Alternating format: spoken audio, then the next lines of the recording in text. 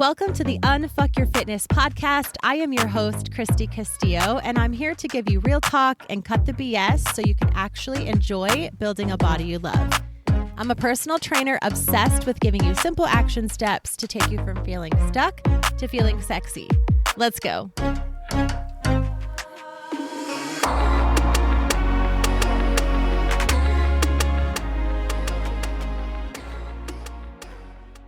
Hey guys, what's up? Welcome to today's episode. Today I'm going to be talking about how to make macros simple. I think you are really going to like this episode. I'm just going to be talking you through a couple tips, a couple suggestions, I guess, of different ways to look at macros. And I'm really going to be talking you through my own thought process, my own kind of journey on this, different ways to look at things. In true Christy Castillo fashion, it's going to be very, very helpful and very, very realistic. And there are some tactical ways to make macros simple, but the biggest way to make macros simple is to change the way that you think about macros. And that was the biggest game changer for me, was to honestly change my perception of macros, realize that the way I'm going to do macros might be different than other people do macros. And that's okay. Like, I had to kind of shift my goals and shift my mindset, not in a cheesy way, but like actually shift my mindset and be like, this is how I want to do this. So this is what it's going to look like. And realizing that I had to fit food into my life, and like not the other way around. It was going to be some work. It is going to take some mindset shifting. None of that's a bad thing. It doesn't have to be obsessive. And I have to do this how it's going to work best for me. And that's honestly, that's the gist of making it simple, right? So let me start by saying, if you follow me on social media, which you should, follow me on Instagram at Christy Castillo Fit. We are remodeling our main living space right now. So our main floor of our house was and will be again our kitchen, dining area, and living room. It's all gutted at the moment. And so everything from our living room and kitchen, which is a lot of stuff, is now downstairs or upstairs in like our bedrooms. So our downstairs area, where like my office space was and this couch TV area, is now like my kitchen, living room, office, everything. Like everything is down there. And it's actually going pretty smoothly. But leading up to this process of I don't have a stove right now, and I don't know when I'll have one again. It shouldn't be too long, but still my refrigerator's out in the garage. So, I had to cut back on things, and like I'm cooking out of an Instant Pot, a microwave, a toaster, an air fryer, which is fine. You can do a lot of cooking out of that, I realize, but it's a pain in the ass is what I'm trying to say. And so far, it's been 4 days and it'll take a couple of weeks, but since I have such a good relationship with food, and since I know my body, and since I count macros and I can basically eat random freaking things to hit my macros and hit my goals, this has been a pretty easy process. Whereas before, if I was needing to meal plan and meal prep, and I had to have an oven, and like I had this routine that was so structured that it had no room for leniency or no room for change, I would be screwed right now. I would be lost, because I was such a perfectionist. I was such an all or nothing that I would probably be like, well, my whole garage gym right now is taken up with cabinets and flooring and ceiling supplies. Like there's a very little space to work out right now. So that would probably be my excuse to be like, well, I'm just not going to work out. And then, I don't have access to food as I used to. I don't have counters right now. Like it's not great, right? It's very inconvenient.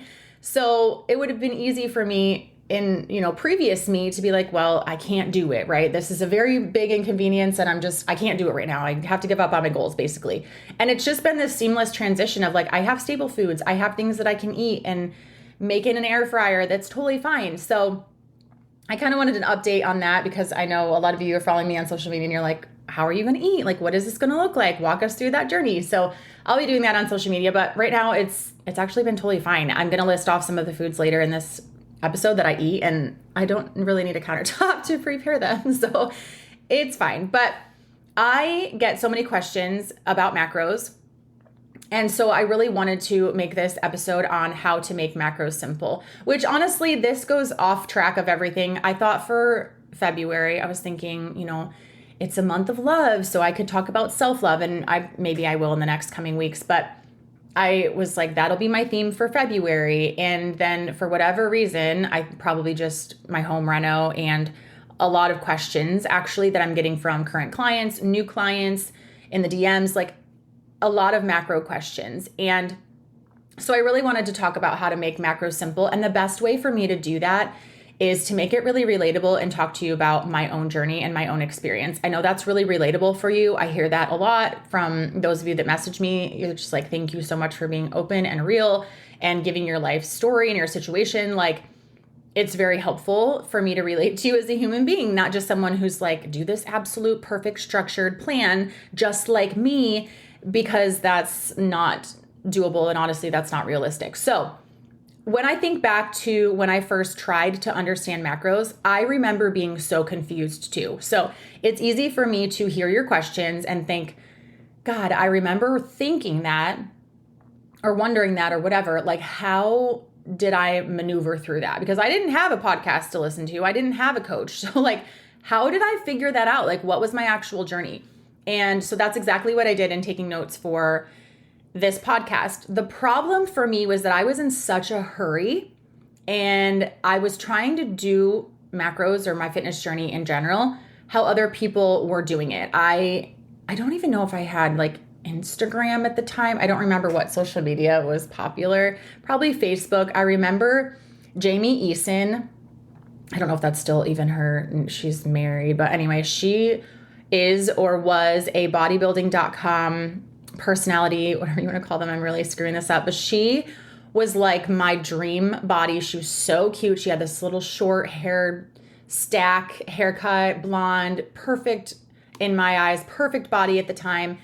And I was like, I tried to mimic her and do exactly what she did. And that's fine. But I was trying to do it so quickly. Like, she was my goal body. And I was like, if I work out exactly like she does, and if I eat exactly like she does, I'll look exactly like she does. Well, no, that's not true. So I started off, I think like a lot of you do, that you're in a hurry for weight loss, or you're in a hurry to see muscle gain. You're in a hurry to get to the end result of whatever you want. And you're trying to do it exactly like I'm doing it, or like your friend's doing it, or like your mom's doing it, or like your favorite influencer's doing it. And that is a problem. So I need you to realize that at first, is that for me, that was huge. Was like, I need to do this now. I need to do this perfectly, and I need to do it exactly how this person's doing it. So the first epiphany and the first way you can make this simple is to realize that your journey is yours. It won't look like someone else's, period. It can't. So own that. Your journey is yours. Your body is yours. Your family, your job, your home, your life. It doesn't look like anyone else's. The sooner you understand macros, or even if you don't thoroughly understand macros, because it's kind of you kind of learn macros as you do them. So start with macros and think, I'm going to make this work for me for my lifestyle, not how this other person is doing it. You will get there faster, and you will learn macros faster trying to do it in a way that works for you. Trying to be like, how can I do this and make it work, right? When I decided I wasn't going to spend my entire Sunday meal planning, shopping, and meal prepping, and I realized I don't want to do that. I need to make macros work for me without having to do that. Because yeah, a lot of other people do that. And a lot of the people I was following and looking up to at the time were doing that. And there's nothing wrong with that, but it wasn't working for me. I would be so irritated that like My kids go to school Monday through Friday. We have sports, whatever. At the time, I don't know, they were really little, so they probably didn't have sports. Actually, they probably did, because we start kids in sports when they're like 2 now, so whatever. But it was like, I never had downtime, and here I am on a Sunday when I could be spending it, I don't know, chilling, doing anything with my family, and here I am making a grocery list, making a meal list, going to the store, getting groceries, coming back, sorting them all out, chopping, cutting, cooking, prepping, portioning. And it was like, and then by Wednesday, I didn't even want the food I cooked anyway. So I'm like, I don't want to do this anymore. I'm going to figure out how to do this without having to spend my entire Sunday prepping. If I was single, lived on my own, no significant other, no children, I would probably do that. But for me, I didn't want to. So when I decided I'm not going to do this like anybody else does it, that's when it started to freaking work for me. So that's my number one tip on making it simple. Do it however the fuck you want to do it. However you want to make macros work for you, do that. Who cares if someone judges you? Who cares if it's not how I'm doing it? Figure out how it works for you, right? So the way I learned this too was, quick story time. I have talked about this in previous episodes. I don't know which ones, but I relate macros to money in the sense of budgeting a lot. And I get DMs quite a bit saying like, I love the analogy. Is that right? Analogy? I don't know. From budgeting your macros to budgeting your money. It's a kind of, you can almost get a visual for it. For me, I get a literal visual for it because when I was first trying to get fit, shortly after I had my son, we were also going through a home foreclosure. So I had felt like essentially, I don't remember exactly feeling like thinking this, but when I look back, what was happening was I had lost all control, right? Not like lost control, like I had a baby. So I had a reason to like kind of feel a little frumpy about myself, right? But also having that experience and then also having to move out of our home, losing our home, foreclosed, like it freaking sucked. And that was not a great, proud moment. And so in that time, we learned to budget money and we also learned to budget macros. So, and we also learned to work out every single night. Like we started on this path of kind of like feeling out of control. I should say I won't speak for my husband, but I feel like we did it at the same time, but I'll just say I felt like probably in this time of losing, right, my body to having a baby, essentially, losing my home to not budgeting and a job loss and, whatever, economy shit sucked. Either way, like I had gone from feeling like I had no control to trying to get some control back. So learning to budget my money, learning to budget my macros, learning to work out every single night, no matter what. But through that, I quickly became obsessed with perfection. So we used the Dave Ramsey envelope method to budget our money, which was phenomenal. And if you're not familiar with that, essentially we would get our income. I was a hairstylist, so I pretty much already got paid in cash, but I would also get out all the cash that like was direct deposited. My husband was getting his check cashed at the time. It was like unheard of. Now everything's direct deposited, right? So we had to go through all the steps to get his pay. He got paid in a check form. So I would take that to the bank, get all this cash, take it home and literally divvy it up and put it in the correct envelopes. And then we only had whatever was in those envelopes to spend. Essentially, putting, your food in Beachbody containers, which I was also doing, that was my allotted food for the day. So I had my allotted amount of money because I was literally taking the cash and putting it in envelopes, and I was literally taking my food and putting it in containers.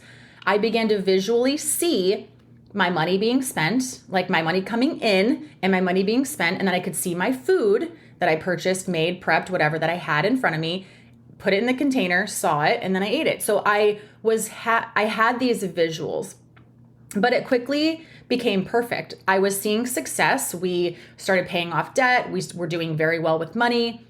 I started to feel really great about my body. I was doing really well. So I, of course, associated with that really hard, perfect job that I was doing basically with these things. So when I switched, and this is kind of like a lot of you are very obsessed with all or nothing, obsessed with not eating carbs, obsessed with low calorie, obsessed with whatever we're obsessed with, right? As far as your diet mentality. when you try to switch from being obsessed and perfect about something, even if you're not seeing results with that, it's hard, because I went from being very perfect and seeing the food in a container to, and then like checking the box off. And eating it off of a food list too, mind you. So I was very, very perfect. I then went to like, this is a protein, it's chicken, and I'm going to log it in the app, MyFitnessPal, and I'm going to eat it. Like, I didn't pre-portion it. So I went very gradual to having freedom with food. The same thing we went to out of the envelope system with our cash. We went to, direct deposit again, of course, but we still had structure and we could only spend this much. So, but it was a huge change to see my food and to see my money physically coming in and going out to then not. But what that helped me with was food freedom. So the second thing that makes macro tracking simple is to honestly know that it's okay to track. It's okay that I went through that obsessive time period with food and money, because you only have a certain amount of money to spend. If you spend too much, you're broke. Your body only needs a certain amount of fuel, calories. If you spend too much, you're overweight, you gain weight.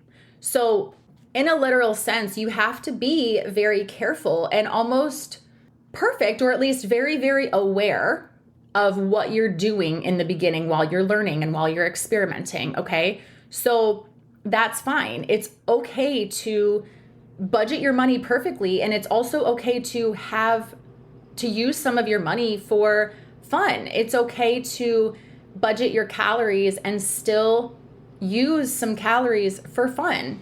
It's okay to experiment with that and see how that's going to work for you and how that's going to work for your life. Again, this is all about finding out what works for you. So that's a little backstory on how that worked for me and how I went from kind of an obsessive mindset and where that came from. And it was necessary, because sometimes when we're completely out of control with food, it is necessary to get some structure and be a little hard on yourself and figure it out.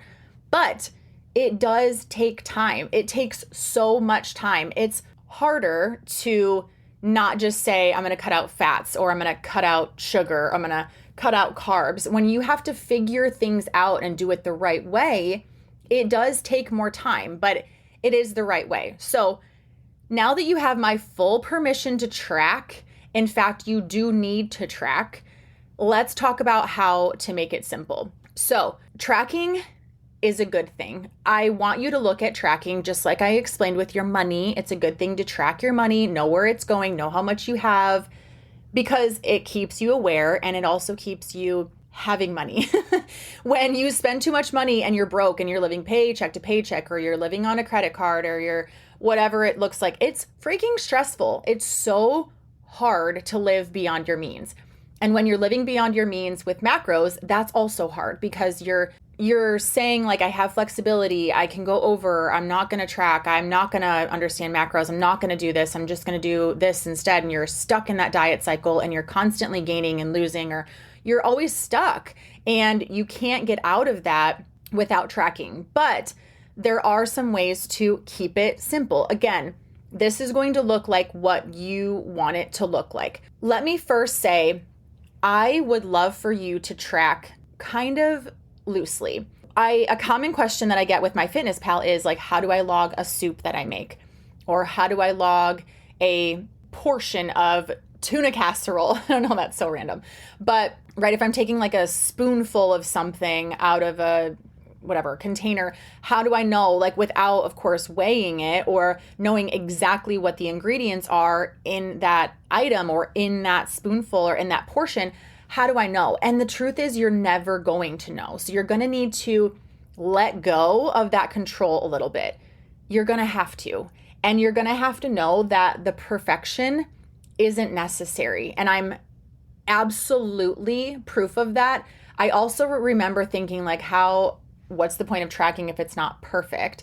It's better than nothing. So I've said this before, if you are making something from a recipe in MyFitnessPal, there is a way to import some URLs. So some recipes you can find on a website, copy and paste the URL into MyFitnessPal, and it'll bring up the recipe, and then you can, do the serving size. You can also enter the recipe yourself and put every single ingredient in. That's totally fine. You can also look it up. Just search in the search bar for whatever you're eating, and you're going to just want to pick the closest option to what you're eating. Is it going to be perfect? No. But this is your opportunity to track whatever's closest and move on.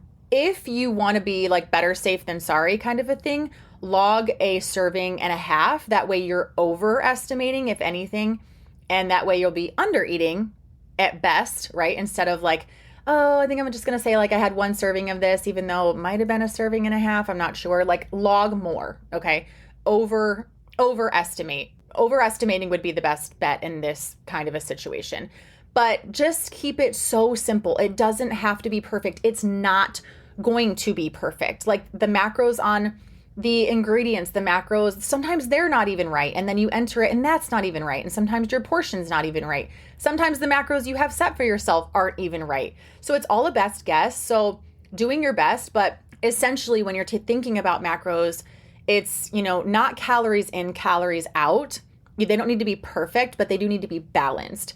So the perfection of the macros doesn't matter. I give my clients 10% leeway when they're tracking their macros, and it's the best thing because they're like, okay, I went over, but when I get on your app, it still says that I hit because I was within 10%, and that's perfect. Like we should be able to live with 10% at least leeway, right? And still see progress. So essentially, keep using that word, all foods break down into proteins, fats, and carbs, right? That's what makes up macronutrients.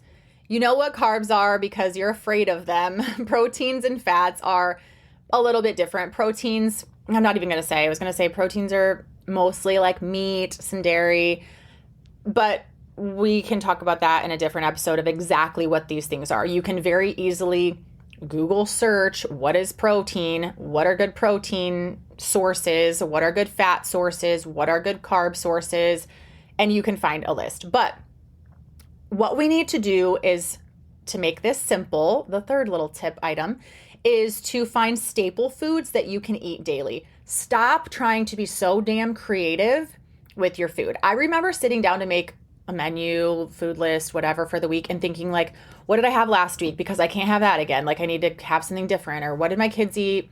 We don't want to have that again. We need to have something different.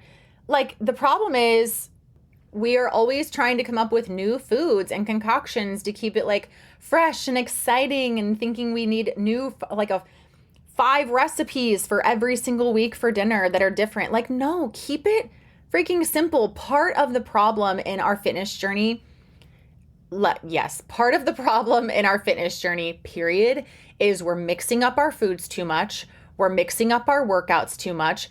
We're trying to keep it so different and so busy. And it really can just be so freaking simple. Redundancy is good. You do need to be doing the same workouts week after week after week, the same movements, just as you should be eating the same foods daily. Like, what is the problem with that? It honestly takes out so much of the guesswork. I wasted so much time trying to make a freaking food list and grocery list week to week back in the day when, like I do now, it's like everything's basically the same. I just can mix up little ingredients here and there. So redundancy when it comes to your food is good. That is such a simple tip because I did forget my protein bar today. Perfect. I'm going to be out of the house all day today and I was going to bring some snacks and I literally only brought rice cakes. So now I'm going to be hungry. So great example. What I'm going to do is probably go to the gas station, grab a protein bar, and I'll probably get a sandwich, burger somewhere at a restaurant today. It's fine. Because what I was going to make was a turkey sandwich. I was going to bring my protein bar and it would have been fine. So anyways, I'm glad that happened because I actually forgot my food today, but I know exactly what I can have. I can go into the gas station and grab a cheese stick. I can grab some boiled eggs that I would be hard pressed to buy at a gas station, but I could. I can buy the little pretzel and hummus situation. I can buy a protein shake. Actually, pretzels and hummus in those little tiny containers at the gas station. If you know, you know. And a protein shake would be a great, actually, I probably will do that. Okay, anyway, redundancy is good, and that's exactly why I just gave you the best freaking example, because now I don't have to be like, oh my gosh, what am I going to eat now? I know exactly what to eat, and it's very simple. I know it's a protein and a fat and a carb, and it's fine. So that's perfect. That's a good little snack meal right there that I just provided for you. But redundancy is good. Keep it freaking simple. This should have been maybe the number one tip on keeping macros simple. Find staple foods, meaning foods that you can eat daily. Have a little list in your mind of things that you eat from. What are some fat sources that I love? What are some carb sources that I love? What are some protein sources that I love? Buy those in bulk, like eat those, and you can mix it up. So you can also find foods that you can pair together to create combos that hit your goals. This would be the next tip. So just like I just kind of mentioned, creating things for you that you like to have on hand that would work for a good balanced meal combo that's quick. Honestly, you can have pretzels and hummus and a protein shake from home and at work and in the car. Like, that's perfect. You get to fit it together. These are your macros. These are your goals. This takes time.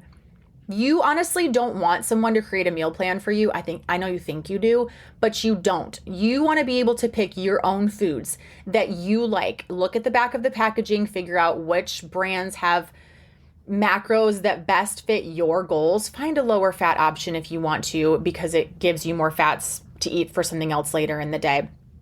Do not find low fat sources for every single thing that has a lot of additives in it. So try to get as much full fat, normal fat foods as possible. That's a whole another episode. But like, have these combinations that you can fit together, right? So daily for myself, very, very brief examples. Every single day for breakfast, pretty much, I have Kodiak oatmeal. That's my newest thing. I have that every morning. Or I have a Kodiak muffin or those flapjack cups. Those have kind of been hurting my stomach, so I switched to the oatmeal, but once I'm sick of the oatmeal, I'll go back to the cups. I can have that. That has more carbs than protein, which is fine because that's a quick energy boost in the morning for me, but I could have that with a protein shake. Perfect combination. I can have a protein bar with a string cheese. I love having Greek yogurts. Actually, lately, I'm really loving the Ratio brand. I think it just says Ratio dairy snack. It doesn't even say yogurt or Greek yogurt, but it has 25 grams of protein. I will crunch up a rice cake and put it in with the yogurt. I will have the just like sugar-free canned apple or cherry pie filling.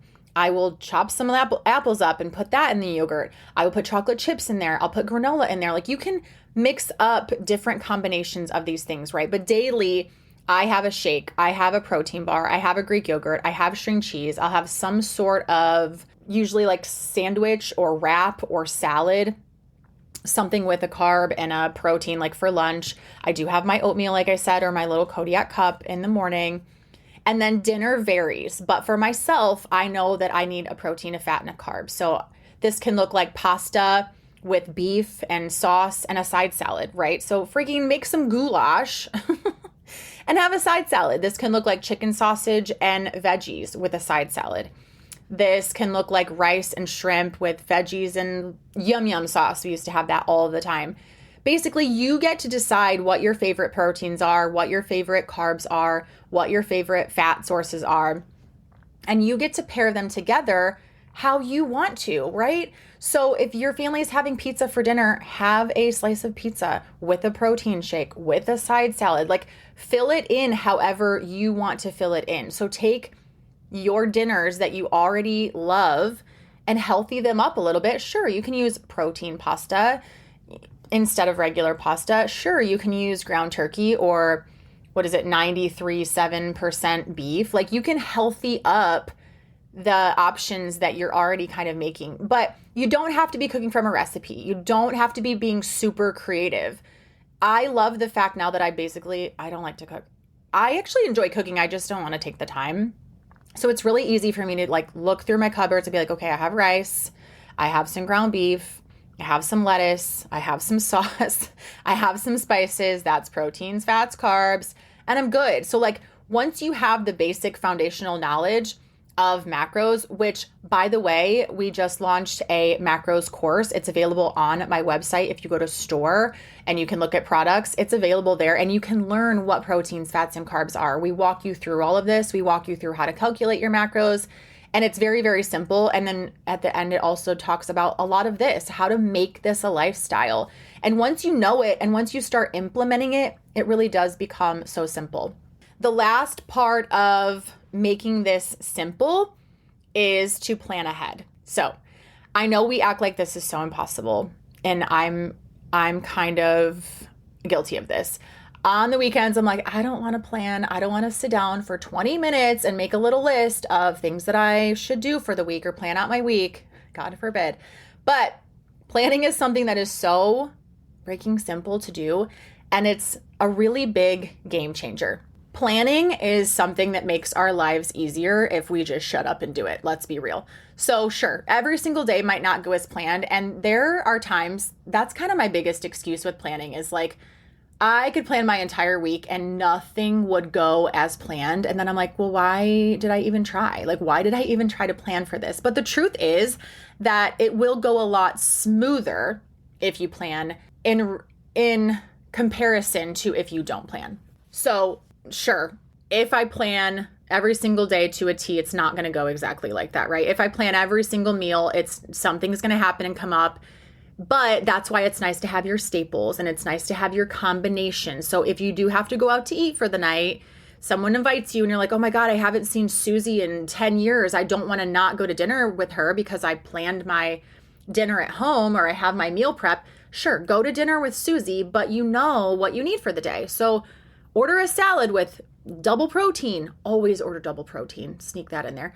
Anyway, it will be so much simpler if you do plan ahead. This goes for macros. This also goes for workouts. Planning ahead for me with macros looks like on Sunday, I do every single day because I know what I'm going to have. I just told you, I'm going to have Kodiak oatmeal. I'm going to have a string cheese. I'm going to have my protein shake. I'm going to have, right, X, Y, and Z. So I put that in every single day because I know I'm going to have it. I can change up my dinners and things like that. I know I'm going to have my yogurt. So I'm putting that in every single day. It's saving time. I'm sitting down watching a show, whatever, and I can do that. It's not wasting any time. It takes just a minute. That way, every single day, I'm not like, oh my gosh, I have to go in and, record what I did at the end of every day. No, do it the week ahead. Like do it on a Sunday, plan the week ahead. What you can. You don't have to plan every single meal every single day. But if you know you're going to eat certain things every day, which you should know, it'll make it simple, then put that in there. At least every morning when you wake up, you're on your phone anyway, get off social media. It doesn't matter what everyone did the night before. Who freaking cares? Worry about yourself. Open up MyFitnessPal and start to plug things in and work on your own goals that day. But planning ahead is such a freaking hack on how to make macros simple. I cannot stress this enough. Plan, plan, plan. So those are very basic tips. I understand. But if you haven't noticed, we do things very basic around here because it works. The more you try to complicate it, the more you try to do it like someone else, the less it's going to work for you. The less it's going to work. The more time it's going to take when you try to do it like someone else and eat like someone else and have someone make your plan for you and tell you what to eat, the quicker you realize you need to have basic understanding of macros. You need to take action whether you understand it or not, because taking action allows you to understand, okay, this is going to work for me or this is freaking not going to work for me, and you can change it.